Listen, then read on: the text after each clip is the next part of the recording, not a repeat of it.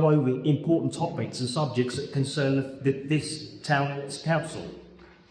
We're not going to get this? Mr. Leeds, if you don't please leave the microphone, I will have to suspend the meeting.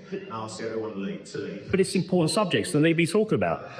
These are important subjects that need to be spoken about, and I'm appalled that I didn't get to have my question that was spoke about, the sexualisation with children in the schools, about Alfred Kinsey and John Money. Now, we spoke to 2% of child rape only ever goes to trial. 2%.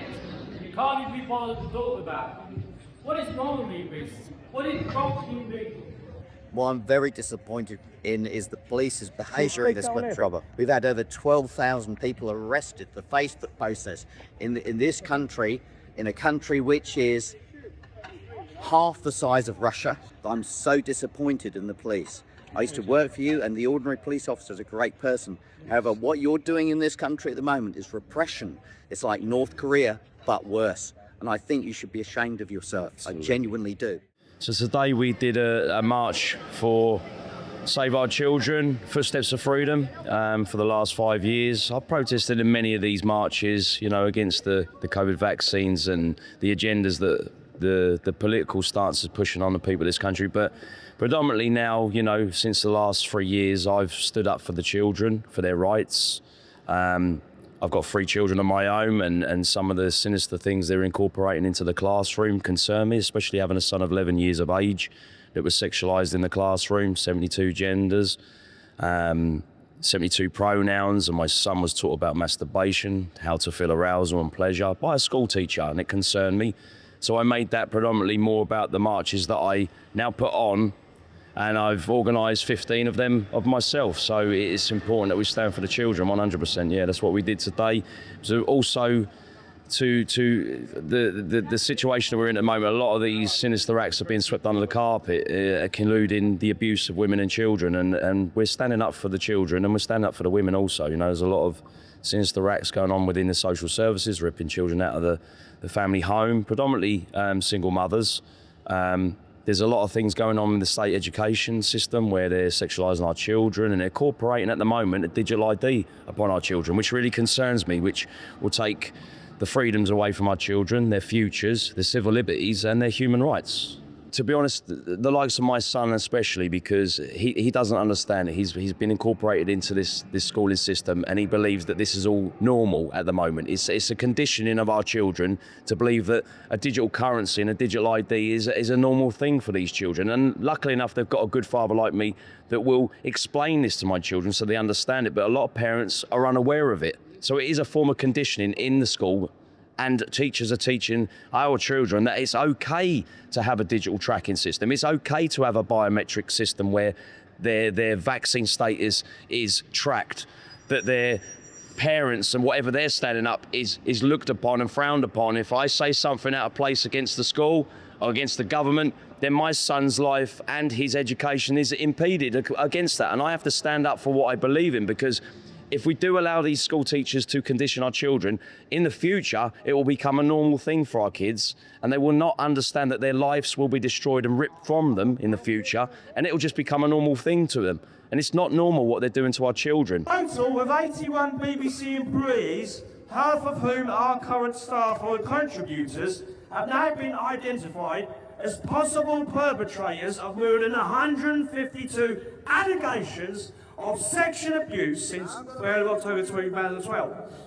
Most of these relate to people who no longer work for the corporation, and 48 involve Jimmy Savile, but 30 alleged physical sexual abuse by 23 current members of staff. For me, the effects this will have on the children of the future is you start incorporating this into the schooling system when our children, our vulnerable innocent children, are being taught, which was meant to be a state education system, meant to be taught an education rather than being indoctrinated. But pushing a digital ID into the schooling system will take away the rights of our children that we're fundamentally standing up to protect. So with a digital ID, they won't have no future, they won't have no freedoms. And this digital ID that's incorporated into early years of education, primary school up, that will follow them on from 18 years of age. So that won't end when they finish school. They'll be tracked, they'll be traced. Their futures will be no more. Everything we've fought so hard to protect for our children will be taken away from our children of the future, and future generations to come will not be able to escape this if we don't stop it right now in its tracks. And children, like I say, are not only being sexualized now, they're being tracked like digital slaves for the future generations to come, and our children won't have no rights, and their human rights especially will be taken from them. And they won't have the life that I once had, you know, an opportunity in life to choose a career and live a peaceful life, have a family of my own. These children won't have any of these freedoms within the future of their lives grown into adulthood. And if we do track them now with a digital currency and a digital ID, there'll be no future for our children. To ongoing incidents for speaking up for my countrymen, women and children when my grandfather fought in the trenches of World War II, like all of our forefathers did when they lost their lives tirelessly for freedom of speech. And that you're going to take it away from me? Hopefully not. No. Oh, okay, sure. There's a letter from West Suffolk Council. West Suffolk Council that I fought for. Sorry, just 1 minute. From the environmental health.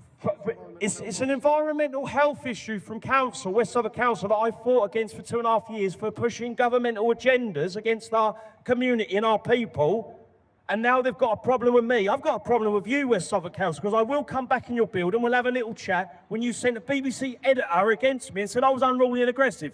When I put the video up on YouTube, I was polite, I was clear with what I had to say, and 72 councillors jumped out of their seat, rang the police on me. The police didn't arrest me because they said, you're a peaceful man, Aaron. You're not aggressive, you're not abusing me as an officer. No, I don't do that. But the councillors were happy for 4-year-olds to be taught about masturbation in the classroom, i.e. Cliff Waterman being one of them. My son, in one of the schools of Paris Lenders, was taught about masturbation. Now, he's about 11 years of age, and imagine a massive concern and put this up to his attention.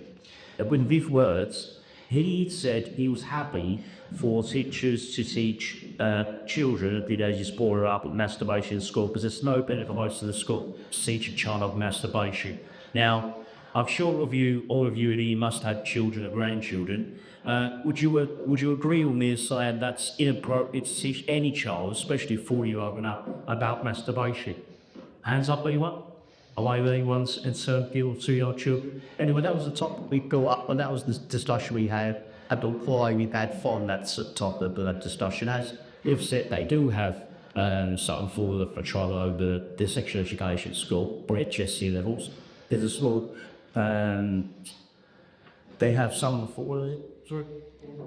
You did have some form for trial over that particular topic that's been discussed in schools now.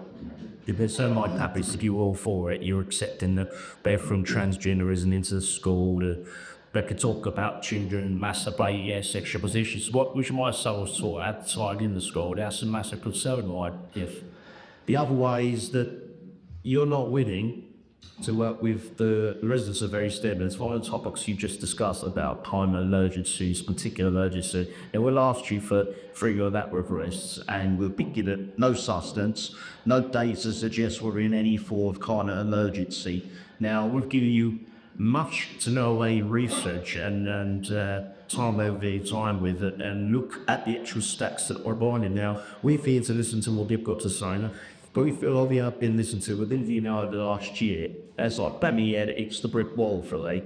With 2 male children, it concerns me because their futures reside on the eyes of you, accepted top-down mental agendas that are better at the end of the day affect all of us. And your children also, your grandchildren. So some massacre said that net zero emissions is, and now I've talked after 3 years of dictating shit from a government. I call that government. It's actually a criminal organisation run by what big old form. We've said this many times. If you haven't researched that by now, and the actual agendas that they're pushing in the next 6 months to a year, with net zero, the climate emergency, the 15 million smart cities, the digital currency, all these particular topics that will affect every single resident right now of our community. And they're concerned. When you say you do good work comes from these guys remind you, goes to the community, we give them the information they need to see. We'll give them the help and support that they need to have. Because some of these people have been left with nothing. They've lost their businesses, their jobs, their homes, they're depressed, they're stressed. The cost of living crisis, as you quite rightly spoke about. Mr. Lees, excuse me, you have used your 5 minutes, so thank you very much indeed. I don't believe I have, have I? You have no talk of it. I really want to push out by good friend Jeff out of it. It's if you were either moved away and But just have bubble fit because gonna right. you had your time to speak, please. It was if FBI was refused permission to speak tonight about a very important topic that should all have in council. And for me, in not to get an opportunity to speak on his behalf, it's quite rude. I think they're quite sad that we can't have any more than 5 minutes about actual topics concerned. please, that's covered in the Constitution, and that's the way we run. Yeah, they're quite. Yes, happy for you to write in the Spain file. No, because it's your Gofsnugger. You've had a year of this. You had a year of this talking. So come on, no, right, please. Can you tell me if we're going to actually go over important topics and subjects that concern this town's council? We're not going to get this. Mr. Leaves, if you don't please leave the microphone, I will have to suspend the meeting. I'll ask everyone to leave. But it's important subjects that they be talking about. These are important subjects that need to be spoken about, and I'm appalled that I didn't get to have my question that was spoke about the sexualisation with children in the schools, about Alfred Kinsey and John Money. Now we spoke to Cliff Waterman at this private meeting. You know, we spoke to him, and he was quite happy. Could you please leave the meeting? I'm asking you to leave the meeting. Could please leave the meeting? As long as it's speaking. We do not get listened to. The meeting now closes with minutes later.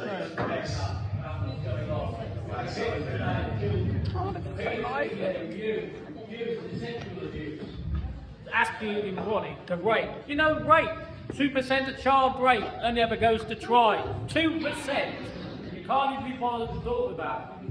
What is wrong with you, Reece? What is wrong with you? Unfortunately, I think it's a time where you need to discuss important subjects that affect your children, your grandchildren in the near future. A year of this we've had and we've got nowhere, as I said, banging our head against the wall. Important topics that should be a concern to all of you. You could sit there and stand there and grin. We've allowed the government, Nothing ever happens to you. we've allowed the government to have far too much control of the people of our town and this country. And I've had enough of it. Our children will be those that have been affected by this. The way you behave. How can you not give him the 5 seconds just to speak, rather than refusing him the opportunity to speak about an important topic? Why? We've had enough. A year of Look at the this. smugness on his face. Get that smugness on his face. That's absolutely appalling. But I will say one thing here. There's certain councillors in here who have given their time of day to us and acknowledged us and spoke to us.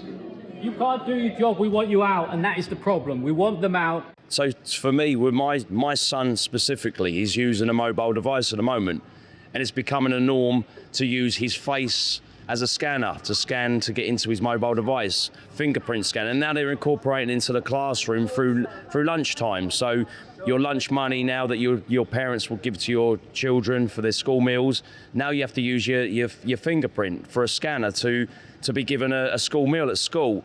And these things are being used at the gates of schools also around the country and around the world, and they'll not be able to get into the school, especially if they've got a parent like myself that stood against the system, and they're being conditioned, and they will accept it as a normal thing into society as they grow into adulthood from 18 years of up. That will just become a normal thing to them. They'll think that's okay. They'll think that's whatever they've been taught in the classroom was not just conditioning, it was just a way of life. It was an acceptance into a system that's being controlled and governed by the government and the higher beings above us to allow our children to feel normal about this, but in the future they'll have everything taken away from them, and that concerns me as a parent and a father, especially as an activist over the last 5 years. They're saying I can't use amplified sound, right? So when you have a busker here singing songs, he's okay. When you have Tommy Yaxley Lennon in London with Metropolitan Police allowing big free-screen TVs to speak his truth, he's okay, because he's government funded. Me with my little speaker box, I can't do that, speak the truth about my government. I can't stand up for my forefather who stood in the trenches to save freedom of speech. Now my little speaker's too loud because now police officers are concerned, councillors of this community are concerned about my truth I speak. So for me, the freedom of speech, especially as an activist and a protester, will be taken away from me eventually if they incorporate this digital ID. And for our children of the future, they won't be able to get on a plane and go on holiday. They won't be able to get in a car and drive down the road because they'll be tracked not only on that, but on a carbon tax credit. A social credit system will eventually be incorporated with the digital ID. and their futures will be ruined from it. They won't have the freedoms that I once had. They won't be able to go, like I said, on holiday. They won't be able to go in a shop and buy their foods. They'll be tracked, especially when they've got someone like me as a father that stood up for the last 5 years. That'll be issued upon my children, that I'm unruly and I'm standing against the system, and then my freedom of speech as an activist will be taken away, and then my children will have no future or freedoms. Everything that I had once before as a child growing up will be no more for my children.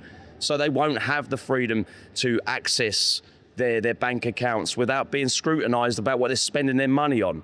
They won't be able to go into the supermarket to buy their shopping. They won't be able to get on a plane to go on holiday. They won't be able to get on public transport, trains and taxis and buses. Everything will be taken away from them. But they will have to coincide with the system, the new system that's being incorporated, the digital system. And if they play up and they don't play game, then they get everything taken away from them.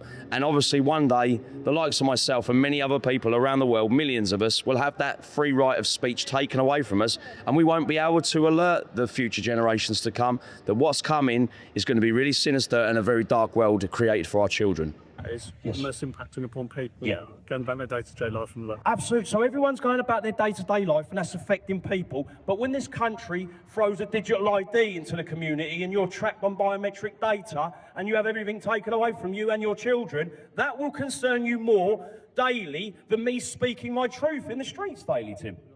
Thank you, sir. I may not agree with this man, or I may agree with this man.